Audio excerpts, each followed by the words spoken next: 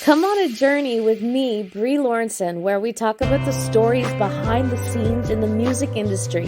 Grab a drink or four. This is your front row ticket in to the distillery with me, Bree. I'm so excited to announce the launch of my Patreon. Join and get early access to new music, exclusive content, and podcast episodes early, cool gifts, Zoom hangout sessions, handwritten song lyrics, and even a songwriting session with me. Check me out, Bree Lawrenson on Patreon. Hello and welcome to another episode of The Distillery with Bree Lawrenson. Thank you so much for tuning in today. We are going to be talking about the Sister City Committee. Before we get into that, Bree, how are you? I'm good. How are you? Good. You know, I've been in around social media, been around the house lately that we live together in. You've been talking about some big news. Oh, yes, I know. Do you want to maybe let our listeners know what's going on? Right at the top of the episode? You want to do that? Hell yeah. Let's drop it hot. Okay. Well, I can officially announce that I'm kicking Bluesfest off. I'm the first performer on the opening night, opening for Shania Twain. Shania Twain. That's crazy.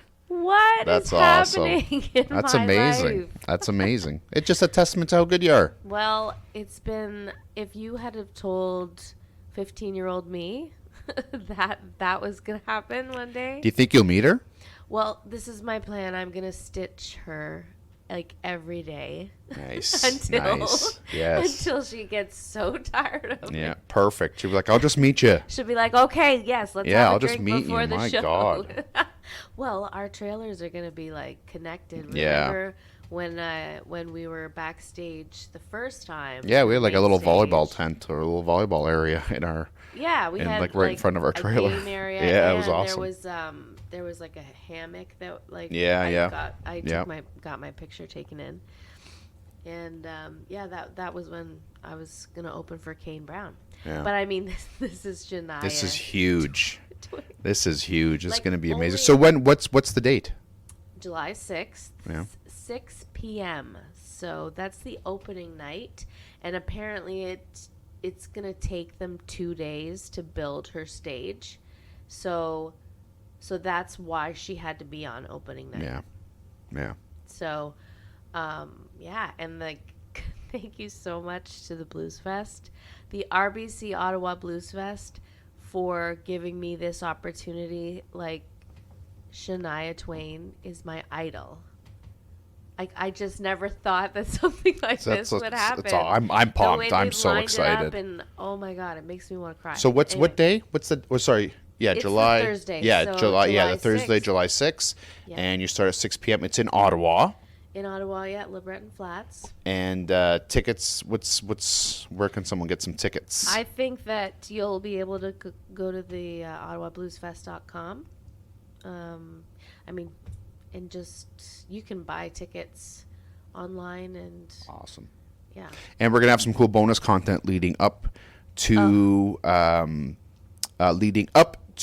opening up for Shania Twain.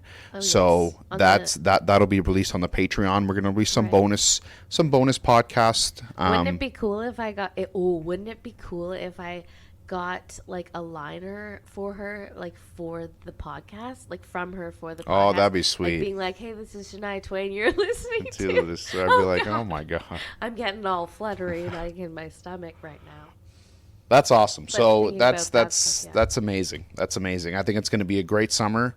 I think you're kicking ass and taking names. So it's I look forward to yet another busy summer. Speaking of busy, we are recording late tonight. We've both been very, very busy. We've just overworked for sure. So we're recording very, very late. But we want to make sure we get this episode out to you talking about the Sister City. So, Bree, can you start us off by telling us what is the Sister City and how does it kind of correlate to Carleton Place? So the Sister City committee, the Sister City is an organization that comes from Tennessee, and they pair with other cities. They pair with other cities in different parts of the world, like saying that, like they actually have an exchange student program where they take exchange students from abroad, and they bring them to like their sister cities, and then they teach them about the community, and they get to choose their sister cities, like based on like landscape and like kind of culture. How it looks and stuff. Yep. and how it so Franklin, Tennessee is the sister city of my hometown, Carleton Place, Ontario. So this was just like a really another wonderful thing that happened for me at the right time. And my friend from Carleton Place, he's a writer and an awesome like local community guy.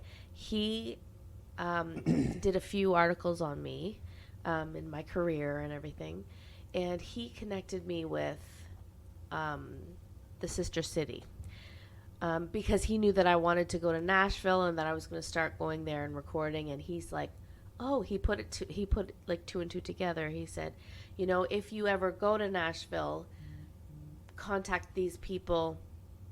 They're amazing. They're a part of our sister city. Are they from Carleton Place also? The sister city? Yeah, like the members you're talking about in Nashville. Like, were they originally from Carleton Place and live in Nashville now? No. Oh, okay. So they're just straight from Nashville. Straight, okay. Yeah, like this is like it's an organic program. It's amazing. And actually, they have another sister city in Germany, and so like it's abroad, and yeah, these people were just like I'm just saying that this kind of stuff has happened for me a lot, I guess, in my career. I guess like I feel like it's luck. Yeah. Or maybe it's like luck combined with persistence. But anyways, I had this contact, and I was like, okay, great. Like, let's start going to Nashville. So okay, well, so this contact kind of introduced you via phone or email or whatever the case is. Yeah. And then you went to Nashville to meet them? Is that how it worked? Yeah, so well, that was when we drove down together. That was like the first time I went. Yeah. And yeah, explain a little bit about like, that and kind of how it works down there in Franklin. I think you and I drove down. Yeah, we drove down together with your Chevy Optra. Yeah, the blue one. Oh, yeah, I forgot about that car. I smoked the whole way down, I remember. And you had just quit, too, and you hated it. Yeah. It was a long drive. Oh, okay, cool. Yeah. I just didn't realize. You didn't like the drive that much? Oh no, it's not that. It's a long drive, right? Regardless, like drive. Where you're going, it's a long drive, But anyways, so we got to Nashville, and okay, we were like, okay, we're going to Franklin. We have like this address. And we didn't Franklin, like Tennessee. I don't even think like the first well, I mean, I'm sure it was out, but it was, we didn't have it. So it wasn't like a built-in navigation in the car. We had the old school, you plug in the cigarette lighter with the GPS cord and everything. The GPS, yes. Because we couldn't afford data, because all our money was tied up in gas going to Nashville. Anyways. Oh, the struggles. Yeah, so we had this address, and then we had this phone number.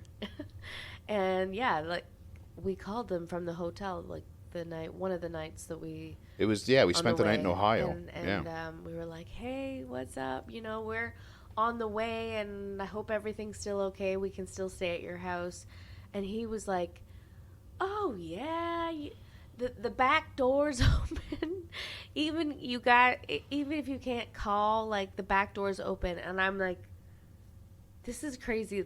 It's the Southern way. Yeah. No, it's the hospitality, right? The hospitality. Yeah, of course. So that was, like, immediately something that made an impact on me. And made me, I guess, automatically made me feel, like, so welcomed. And that's sort of the intent of the whole thing. I wanted to be welcomed to Nashville. Yeah. Like, Yeah. And like, who else? How many other songwriters have that connection?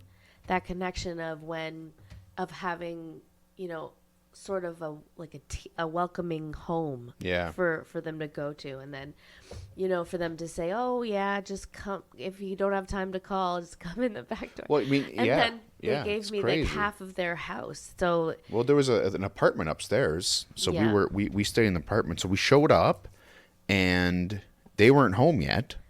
So they're like, literally, they're like, the back door is open. Just come in. We're like, well, okay. And by the way, it's like a this mansion. Gorgeous mansion house. Yeah, it's beautiful. In Franklin, Absolutely Tennessee. Beautiful. So anyway, so we went in, and it was just, like we just went in. We didn't really know where to go. We just you walk into the living room, then you go into the kitchen. We just kind of sat in the kitchen, grabbed the drink, and in came Doug. Yeah.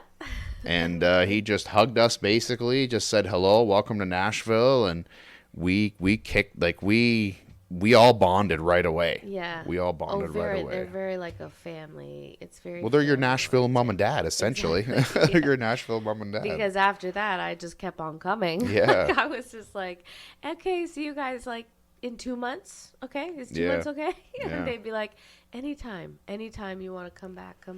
So that's why I spent so many years doing that. Because I'm so lucky to have the sister city.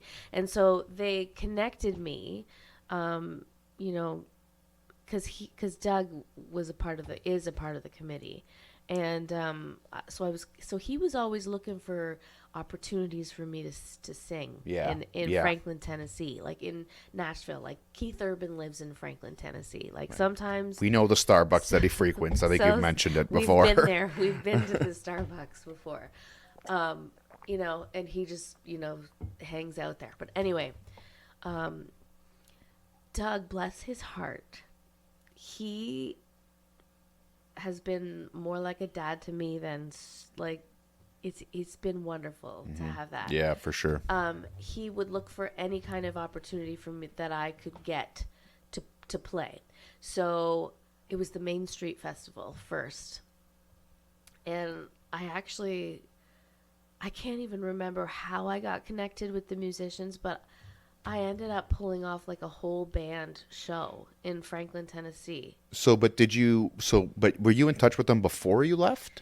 Yes, this band? But only through email, and we had never played ever before. And so you sent them original songs and cover songs? I sent them, I think, a few of my songs, and cover songs. I'm sure they were very well versed with the cover songs. Yeah, right. And they played my songs amazingly too. So that's, I kind of have some questions about that.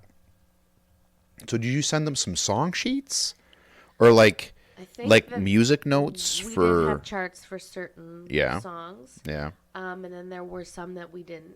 And who does your charts? Like, do you just have charts just kind of always saved?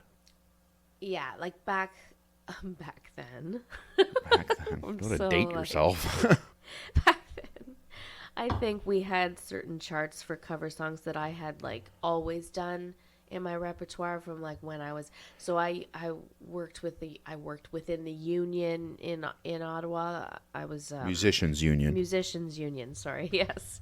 So I knew a lot of well versed and actually like musicians who chart for a living. So what is a chart exactly? Could you just maybe explain what that is? Like, I'm just trying to picture it in my head.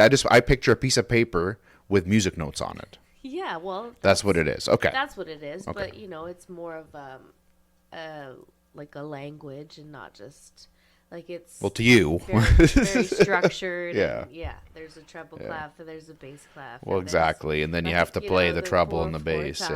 Well, 5 sometimes depends. So anyway, I'm not a master at theory or anything at all.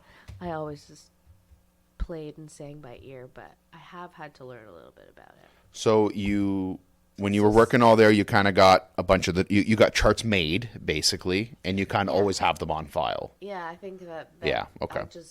Those were always things I had on file from past bands that I had play for me, Yeah. So then I would just send them MP3s and just send the music, and then these guys were they're professionals. They're beyond professional. Nashville, maybe, so they were. I didn't even have to practice with them at all. So it was really neat. And it was an amazing experience. And we had that guy from the, oh, I'm sorry, am I interrupting you? Well, whatever, but not a big deal.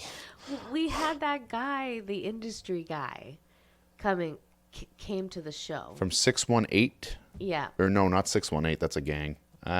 It was, anyways, it was some record company, which we're going to do a whole podcast about because that was your second record deal, I guess. Yeah. Private record label. Like an independent, yeah. An independent label. Yeah, we're going to have a podcast on that down the road. I mean, that's kind of what I was looking for at the time. Yeah. Anyways, he came out to that show. Yeah, he did. That was our first time meeting him as well. Yeah. And so you showed up to the show. That was the first time you met those musicians. Yes. Wicked. Yeah. And then so no practice, no nothing, just no, I don't know. We did like let's gear up, guys. No, exactly. Wow. And I remember the executive dude saying, you know, it was a great show. I understand the look that she's going for, but it's kind of sloppy. He said that to you? He said that to me, yeah. About you? Yeah. But these are like just things that happen like that's criticism. It's constructive criticism, I guess. It's the music industry. Yeah. Like you just and especially with women. I remember that show, and when you guys played Walking in Memphis, I remember it was a guy with so you were standing, he was to your right, he played lead guitar, he had like dark brown long hair just down to his shoulder. Yeah. Skinny guy. Yeah. And he did the background vocals for Walking in Memphis, and it sounded amazing. He was wonderful. He was a great singer. Yeah. He was fantastic. Yeah. I honestly think about that a lot, like about that one song it just sticks out in my head. Oh yeah, it just sticks in my head like crazy. Such an epic song. Yeah. But it was alluding to you guys, it sounded great. When you guys did it together. Amazing. Yeah. Like I totally forget about all these moments on stage. I feel like I don't even remember the moment when I think about it because you're living it, right? You're living it. Yeah, it's just crazy how it. Now you and Doug and his wife Jen, they've taken you around because you even got to play at the Bluebird because of them. That's right. Yeah. The big famous. Tell us how that happened, like because you had to pick the thing it was nuts. So people are just lined up for this. It's crazy. Like there's this running joke in my family about how I have like horseshoes up my ass. Yeah. I don't. It's just because like I'm so lucky that everything always works out for me the way I want it, or for the most part. So they're always like, oh, there's another horseshoe that she's pulled out. Anyway.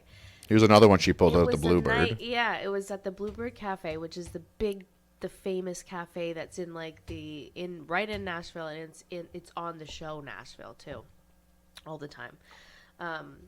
And they have an open mic night every Monday, but it's lined up out the door. So sometimes every Monday they actually take numbers because they don't get through everyone. That's because that's how many people are lined up to play. It's crazy. They don't get to nuts. Everyone. So the people that came that Monday that didn't get to play, they get first draw the next Monday. So it becomes this huge freaking lineup. Yeah. So they do, and so the crazy thing that happened for me was they do 5 numbers that they draw just random. And so that was one of the numbers was my number. That's crazy. Out of all of the numbers that. And you were just down there for a visit. You don't even live there. I was down there for one Monday. I was like, well, I can't come back next Monday if I don't get hey, if you don't shoot your shot, you're never going to know. Yeah. But, like, why not? So how you hear a lot of these stories about the cafe and how famous it is and stuff like that. How was it? Can you kind of describe what the inside of it is like? You know what it is, and what I was like totally I was taken back. It wasn't what I expected. It was like more just like a normal pub, like that you and I would go to. It was like Really, a normal, just like Really? Royal Oak, almost maybe like a smaller Lone Star type. Wow. Like, Okay. yeah, so I kind of pictured a bit of a Lone Star thing in my head. like a but a sit down venue and a listening venue, so they would have a stage, and it was really small. Like I thought there would, and I understand now that why they're always sold out, because it's not a big bar. It's a smaller that's venue. The same way that I felt about like going down to the bars on Broadway. The like, what is it? The one bar. It's Tootsie's. gone now. Tootsie's, yes, exactly. Yes. Get thank out of you. my head. Get out. Tootsie's is like a hole in the wall, okay, when you walk in. Which is crazy because like, it's like famous. You're like, okay, there's like dust on the shelf there. Like it's literally nuts. looks like it's so like old. But then there's like 2 other levels, and you go up, and So they've expanded it so much. How many stages is there? Is that the one with 2 stages? 3, I think. 3 stages. There's a rooftop stage, and then there's like a second level stage, and then there's a first level stage. Like they've expanded it, obviously, but anyways, yeah, like everything that I've experienced in Nashville hasn't really been like what I expected, but like it was like way more like homey and like. Well, again, I think it goes earth. back to that southern hospitality, right? Everything's very homey. You feel very, hey, hon, how are you? You know, Yeah, hey, exactly. baby, how are you? Know, stuff like that. So let's. I kind of want to stick to this Bluebird Cafe. So, it was originals that you had. You obviously played originals. I sang an original song that I hadn't recorded yet, that I had written. Which one? To a Friend. Oh, that's a great song. Check that out on Spotify. Yes. Yes. So it was a very much like a songwriter circle. Like it was just me and you my only guitar. had one song? I think so, yeah. It was just one. And we got, Doug, my Tennessee dad, he recorded the whole thing, of course. and I got to have that memory and be able to say that, the one time that I that I went to Nashville, the first time that I got to go to Nashville, I got to play at the Bluebird Cafe. It's amazing. That's amazing. And so then what made you pick To a Friend? Just curious.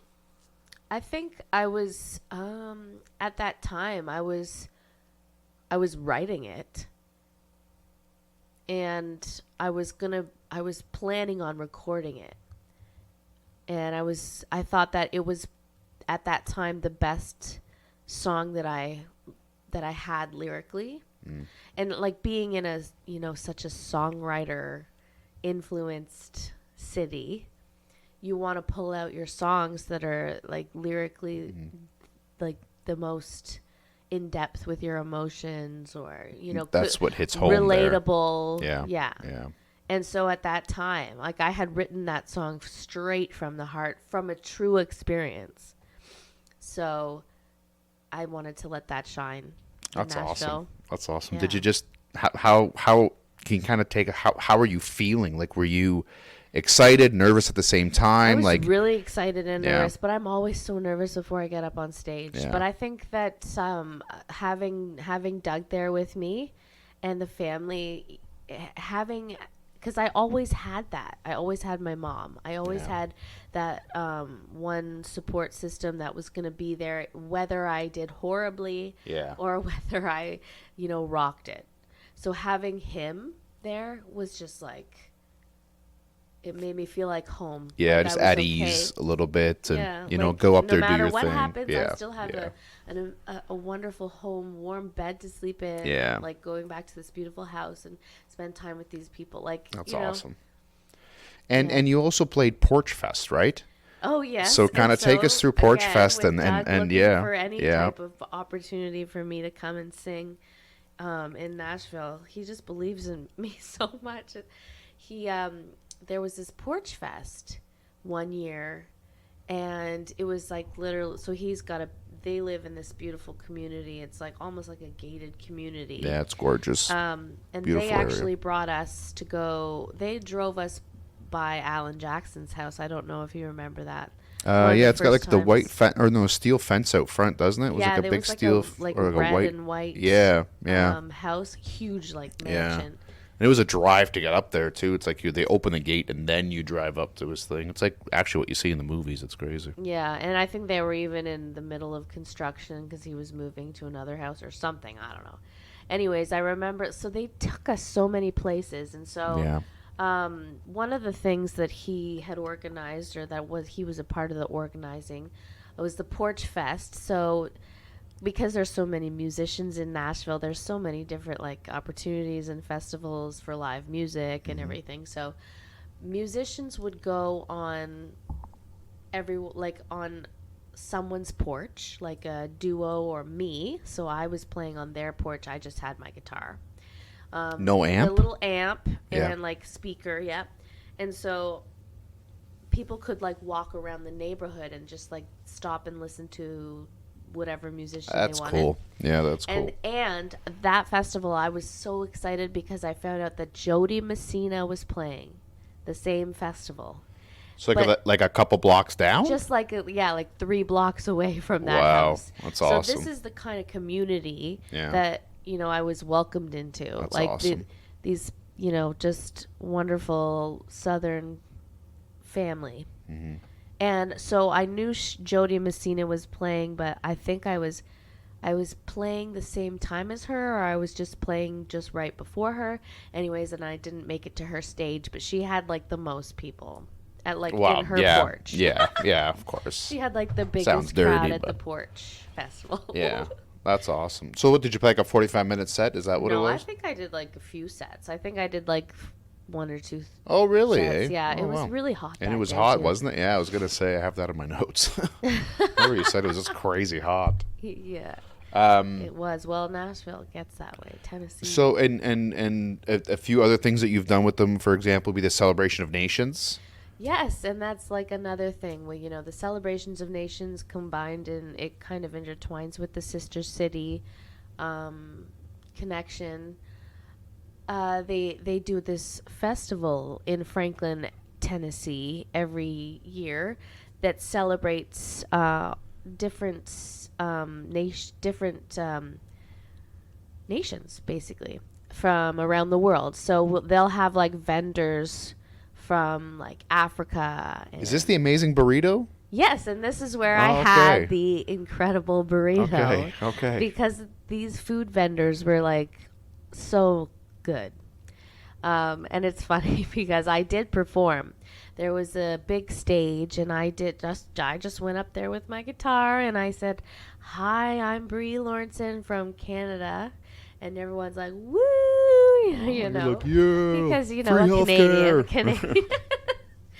But that was like the whole point of the festival. Is there's like they had entertainment from different people from different parts of the world. They had vendors. They had jewelry and handmade goods. So and anybody was allowed in? Like it was just a festival for anyone could just kind of pay- walk in and pay for your tickets. And so it was really awesome to be included in that.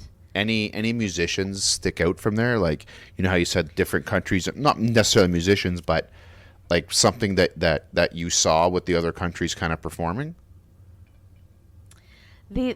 Just the burrito. Okay, really sticks in my mind. okay. We're foodies. We're foodies.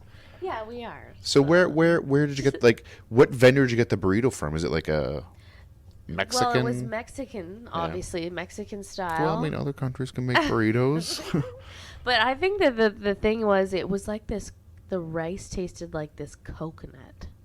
Oh, Like yeah, you love coconut. It was something that I'd never had before, and that I'll always think about and dream about, and I'll never have again because I don't know how I can get it. Wow. One day. Maybe. Well, I'll have to go back to the celebration. Of Yeah, Nations I'd be down for sure. I'd love that. in Tennessee again. I'll find them. It happens every year, eh? The Celebration of Nations? Yes, and during the pandemic, they did an online version, and Doug asked me to do a video, just to play a song in the video, and to describe my life where I live in Carlton Place, the sister city, and to show some of the landscape and the buildings and stuff, and to be a little bit kind of historical almost. And so I did, and I was like, yes, I'm on it. Like, I played Canadian Pearl. I edited the whole thing. I did some video shots of like our Mississippi River and the town hall, the buildings here. The buildings here, they do look a lot like some of the buildings in Franklin, Tennessee. And that's why it's the sister city. Like, that's a big part of why it's sister city. So, and then he said he loved it. The director, they all watched it, and then they broadcasted it live. Oh, that's awesome. So yeah. Oh, at Celebration of Nations. They broadcasted it online. I'm pretty sure. Oh, okay. Yeah. This was like peak pandemic, I think. Yeah, like right in pandemic. But they still, they do it, frequently. They do it every year as long as they can. That's amazing. And some of the people we've met along the way they're just the nicest people who literally just give you the world. It's just, I think we've both been very lucky to be introduced to a lot of these people. Yeah. Now they transfer some big ass pumpkin, don't they? Yes, they take the big pumpkin. Yeah. So what is this big pumpkin? So the pumpkin comes from Carlton Place, Ontario. Somebody grows it here. Yes. Somebody grows it here. Okay. Yeah. And the pumpkin is huge. Like I can't remember. It's the biggest pumpkin that they have. Like the biggest pumpkin that they can find around here. They take it on a wagon, and they drive it to Franklin, Tennessee, which is our sister city, and they enter it. It goes into the Pumpkin Fest that happens on Main Street in Franklin, Tennessee. And that was kind of all that we went like right before that. The first time we went. Yeah. I don't think I've seen the big pumpkin. It's pretty cool. I don't know if they're still doing that every year though. I think they are. Yeah. I think they are. I have it up here. Yeah, they did it in October of last year of 2022. That's awesome. Yeah, so they've been doing it since 2006. Yeah, there's amazing. like the sister city still active, and then looking for more volunteers, and there's another sister city that they have in Germany even. So it's like all parts of the world that they offer this exchange student. This pumpkin program. weighs over 1,000 pounds. It's a lot of pumpkin seeds. That is a lot of pumpkin seeds. It's a lot of pumpkin seeds. Yeah. So every year they grow one and bring it over. That's crazy. Yeah. That's really cool. I guess it's a tradition. That's right? really cool. Anything else that sticks out in your mind that you've done with the Sister City community? Like,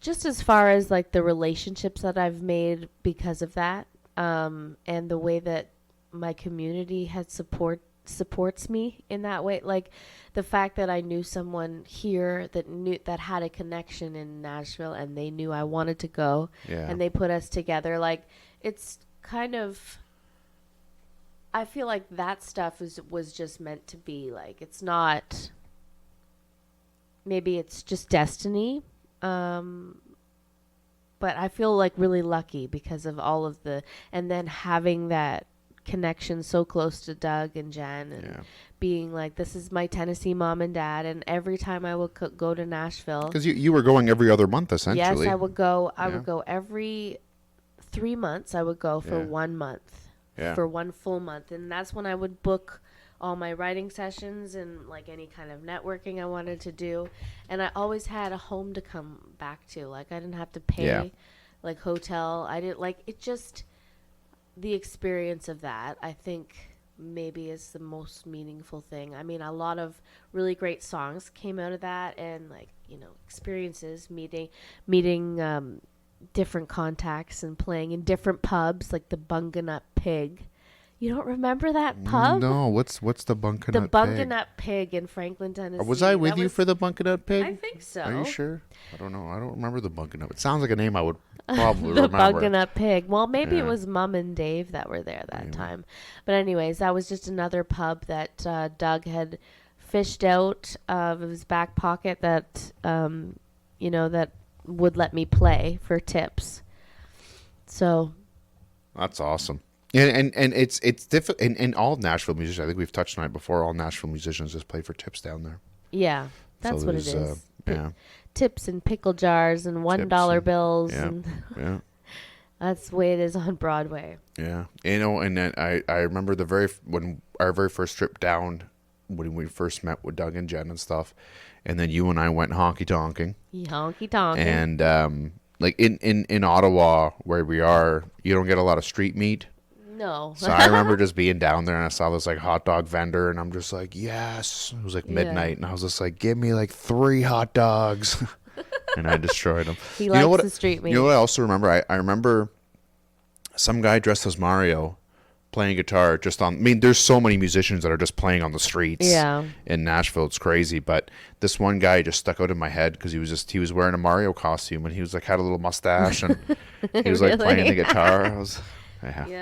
There's so many like buskers and they just go and they just like on the corner of Broadway and 2nd Avenue, they just play there for tips. There's a girl that I follow on TikTok. She is actually she's actually got an amazing following because she posted a video of her busking on Broadway in Nashville and taking requests and stuff.